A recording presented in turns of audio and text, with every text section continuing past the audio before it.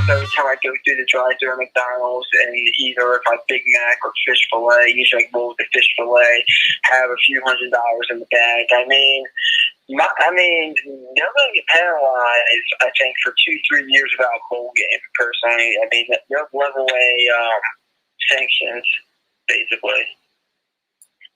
Yeah, I'm not going to pin this down specifically because there's going to be a whole lot more that's going to come out of it than what we know now. But it's sounding like, yeah, a 2 or 3 year bowl ban, scholarship reductions of 15 for 2 years or something like that.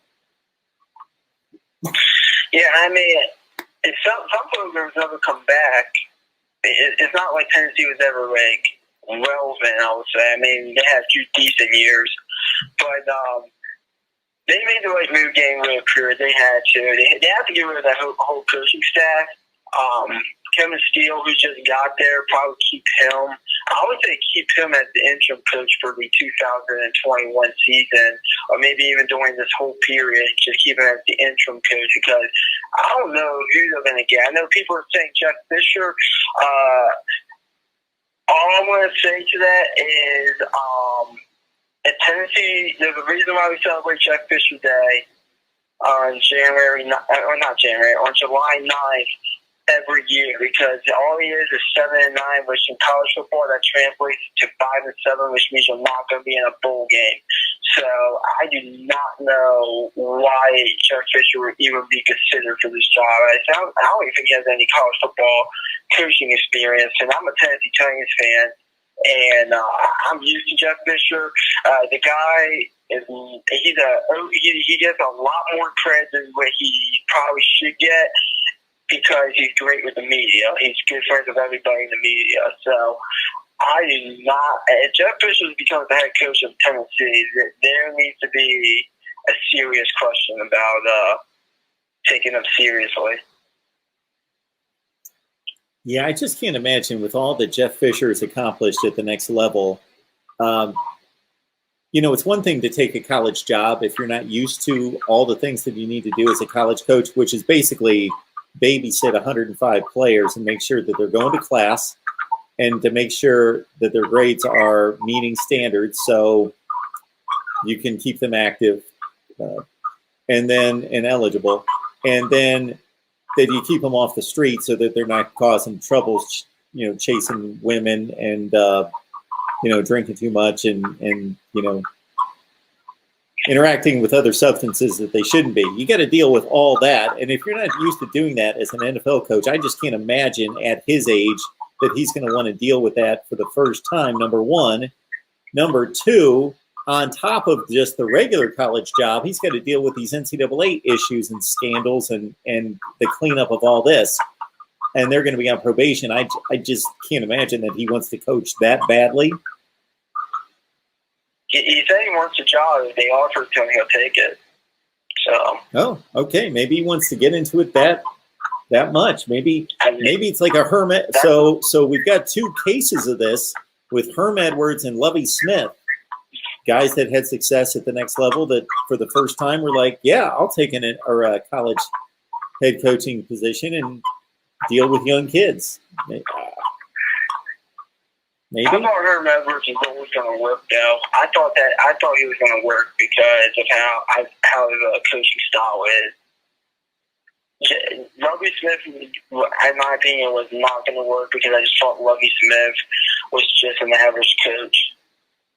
And I don't think he's a bad coach. I just think basically he's just there. Basically, I hate to say that, but he's just there. But Jeff Fisher, I mean, I did not see that going well at Tennessee. But, I mean, to be honest, another thing, Mark, I do want to ask you this. You kind of alluded to it. I watched that whole stream when you broke into it with the breaking news. You broke out with the stream for like 2 hours and change. Yeah. I watched the whole thing, and you made a point that I do want to talk about. Do you think if Tennessee in 2017 would have just shut up and not he blurred out, fired Butch Jones after the Florida loss. Because after that Florida loss, that's when things got ugly, when they survived UMass and basically lost at the goal line against South Carolina. And because everybody in Knoxville basically knew that it was over since he lost to Florida. And people were saying he was on the hot seat and stuff.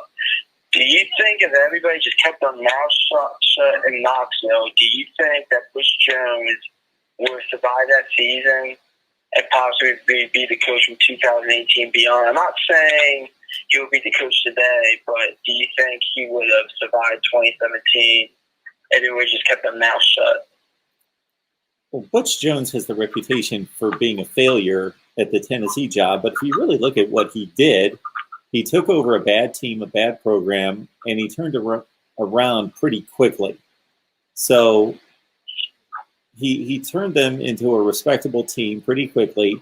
He recruited top 15 classes, and they had a class that was, I think, number 5 or 6 in the country, and the other classes were all in the top 15. He won 3 consecutive bowl games. Those 2 seasons that I talked about during that live stream were those 2 9-4 seasons, and the one was excruciatingly close to being a great season. You know, they had a lead against Alabama with 3 or 4 minutes left in the game in Tuscaloosa. They lost to Baker Mayfield after leading by 2 touchdowns, and they lost in overtime. You know, they lost excruciating games. They lost that Felipe Franks Hail Mary to Antonio Callaway at the Swamp. So I just find it so tough that a coach that has a team on the precipice of being a true national contender and is that good, 9-4, they killed Northwestern in a bowl game, they killed Nebraska in a bowl game, that some things go wrong, they have one bad season, that coach automatically has to go.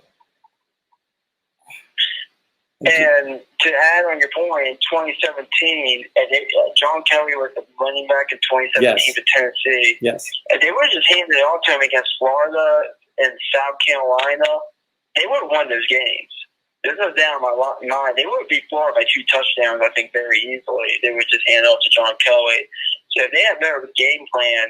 And they weren't beating Georgia or Alabama that year. And they had LSU, Missouri, and Kentucky. Let's say they lose one of those. But I think if they would have just kept their mouth shut after that Florida game and not saying, oh, Butch Jones has to go, I think they will at least beat South Carolina. I'll say that.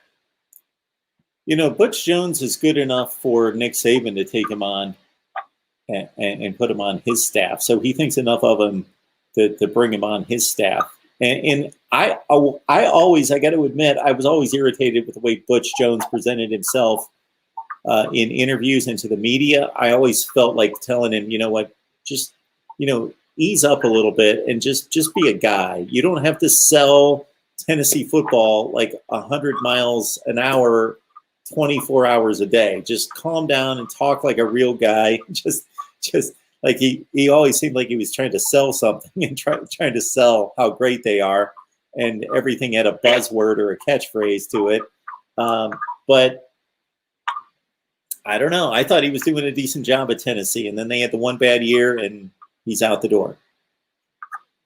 Yeah, I mean, the team kind of quit on him after the Bird got out, especially after that UMass game where they barely survived. But he's at Arkansas State. We'll see what he does there. I think he'll do okay. Well, McD, I'll say one other thing, that it's pretty easy to say right now that both of us could guarantee that if Butch Jones had been retained as the Tennessee football coach, that they would be in much better shape right now than they are. Mm-hmm. Oh, yeah. They would have won more games, and they wouldn't be in NCAA trouble right now. Yeah. I mean, and for them to pay recruits, basically to go 8-5 in the Gator Bowl and win that Gator Bowl is as pathetic as it gets. I mean, at least Ole Miss was winning 10, 11 games. Yeah. I mean, the Hugh Freeze, and supposedly that's one of the other names as well, Hugh Freeze. But I think I read something about that. The SEC's not going to allow that, but Yeah, well, we'll see. yeah, Butch Jones And, was going 9-4 against tougher schedules and winning bowl games. And one other quick point I want to make before I let you go is that basically I look at Tennessee's schedule for the upcoming season. Just on the surface, they should be favored in 5 out of 12 games. So we'll see how this affects them. But hopefully, I don't think it's going to go well for Tennessee at all for the next 10 years, personally. But that's basically all I got for you, Mark.